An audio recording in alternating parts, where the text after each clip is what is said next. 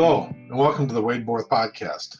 I'm Wade Borth, your wealth strategist, and today we're going to talk about an article that was written in CNN Business. And the title of this article was called New Threat to the Economy. Americans are saving like it's the 1980s, and it's a threat to the economy. I was absolutely appalled when I read this. I sat there and go, all the things that we teach our clients and teach people on what's responsible money management are things that they see as a threat to the economy. So it really made me wonder and kind of got me thinking about, well, it's a threat to who? Is it a threat to you? Is it a threat to me? More than likely not, because they're saying what's happening is Americans are slashing their spending, hoarding cash, and shrinking their credit card debit balances. And I'm sitting there going, this is exactly what we teach people. If you go out to sagewealthstrategy.com, it's our website, take a look on there. We talk about some of the 7 principles of prosperity that are there to get you out of debt and take control of your financial future. And part of that isn't so much hoarding cash, like they're saying here, but more along the lines of taking control of that cash. If you're going to put it to work, we encourage you to put it to work. Money needs to flow in order to be valuable. But according to this headline, Americans are hoarding cash and shrinking their credit card debit balances. And again, just made me wonder, this is a threat to us, or is it a threat to somebody else? Maybe like those controlling the banking function right now. Is it a threat to Wells Fargo? Is it a threat to Visa and MasterCard and all the people that are trying to take control of you by controlling your money? So as I read this article, I was wondering who paid to have this thing written, because it seems like it sure was written for the purpose of having you getting back into debt. Most people would agree that getting out of debt is a great thing, unless, of course, you're the person that's making the money off of somebody being in debt. And as I was reading this article, I thought, well, I understand that we have to have money, we have to put it to work. But what most people don't understand is that who should be in control of the banking function? The banking function should be done at the you and me level, right? I should control my banking function. And that's one of the things we teach. And again, you can read more about that on our website, sagewealthstrategy.com. But again, this article was just talking about how this is the huge threat. And let me just read you a couple of the bolded headlines that are inside this article. They talk about uncertainty and fear, which, again, during this time is very understandable. There's a lot of uncertainty and fear, but why is there uncertainty and fear?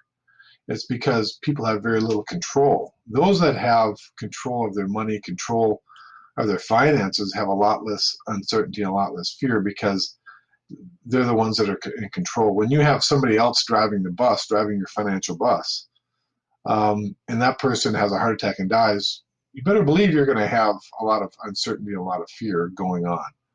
So, I'd encourage you to start thinking about that process and say, how do I, as an individual, take control of that financing function of my life? We've been conditioned to think. I actually wrote a blog on sagewealthstrategy.com. You can read it there, but it talks about the downfalls, the pitfalls of following conditioned thinking.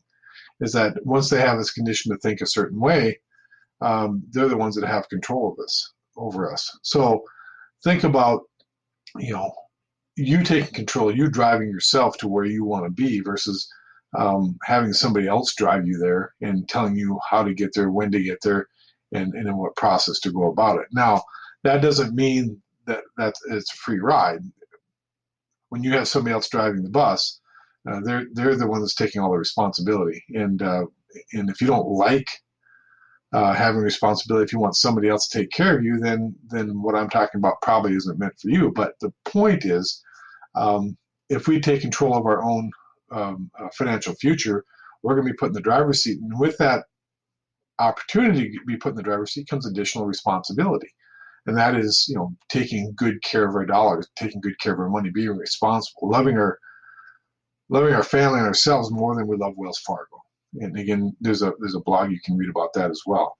So again, uncertainty and fear is usually an outcropping or of not being in control of your finances and not having access to dollars when you need it. The next headline says credit card debt collapses, which I found rather interesting. Is that they see that as a problem, as an issue. So as I think about it, credit card debt collapses. Again, we teach people to get out of credit card debt. Don't be enslaved to the credit card companies that are charging you 15, 18, 20% interest. And if you're making minimum payments, you'll never get out of that debt. And even if you're making more than that, the fact is, if you understand the real cost of using those dollars, why wouldn't you do it yourself? I have no problem using credit cards. I use them all the time. They're a great tool, but like anything else, a tool that isn't used correctly can end up being very dangerous. So credit card debt, definitely you want to get out of it. And again, this article sees that as a threat because, and again, I have to ask, a threat to who? Is it a threat to Visa or MasterCard? Who is it a threat to? They said the next headline is a savings rate spike to Reagan era levels.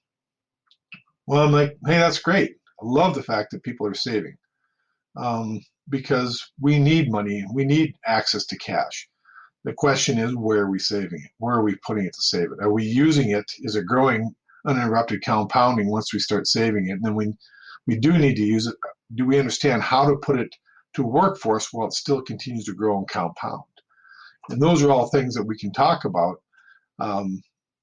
But the first step is to understand that you want to save. Control your spending, control your dollars, and that's really what you want to do first, is control those dollars.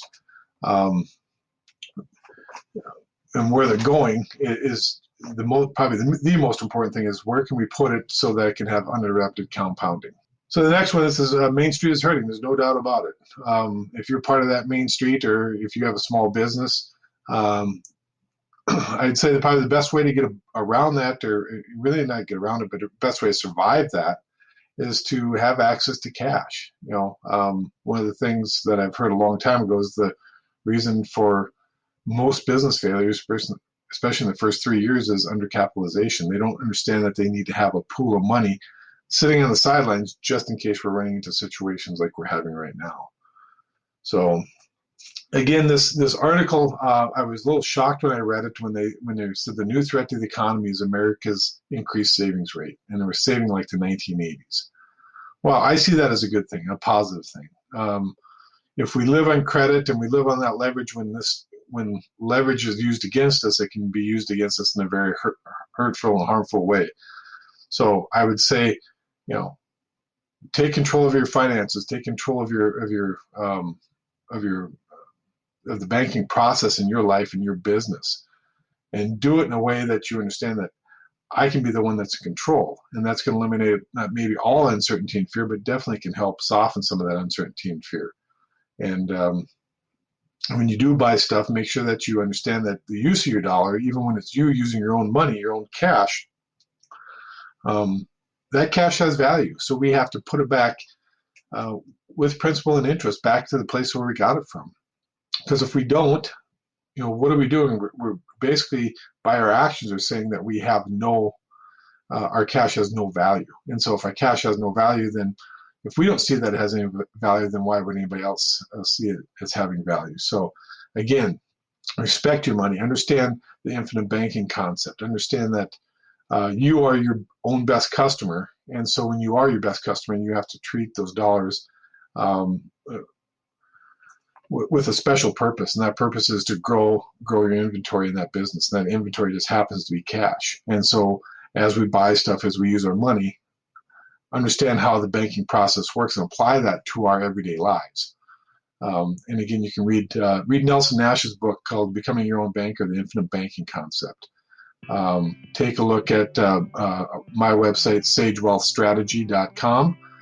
There's a number of blogs and illustrations of how that might work, or give me a call or drop me an email, wade@sagewealthstrategy.com, and we can talk about how you can take control of your banking function and you can lower the fear and uncertainty that uncertain times bring.